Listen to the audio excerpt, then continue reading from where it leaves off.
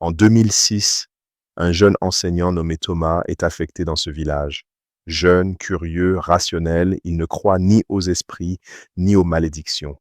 Mais très vite, il remarque quelque chose d'étrange. Chaque soir, à la même heure, une femme en pagne rouge passe devant sa case, pieds nus. Elle ne parle à personne, ne regarde personne. Elle disparaît dans la forêt, toujours au même endroit.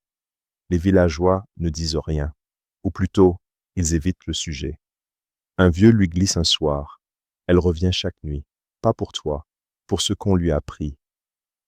Un soir, poussé par la curiosité et par un peu de vin de palme, Thomas décide de la suivre.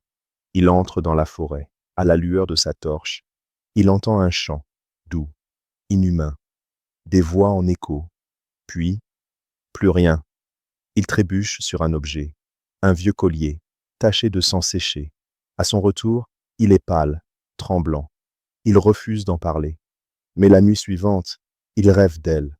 Elle l'appelle, elle pleure. Elle veut qu'il la suive jusqu'au bout. Il commence à parler seul, à écrire des symboles qu'il ne connaît pas. Une femme du village, la doyenne, finit par tout raconter. Il y a 40 ans, elle était vivante. Elle s'appelait Nyango, une jeune fille que les anciens ont offerte à la forêt pour arrêter une sécheresse.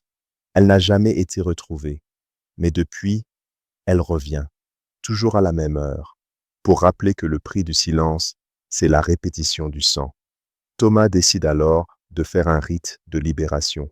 Avec l'aide de la doyenne, il organise un feu, offre le collier, verse de l'huile rouge, récite les mots anciens. Cette nuit-là, la femme au pagne rouge ne revient pas. Le village respire enfin. Thomas, lui, demande sa mutation et quitte le village. Mais 2 mois plus tard, dans un village voisin, une femme en pagne rouge aurait été vue. Et chaque nuit, à la même heure, elle disparaît dans la forêt.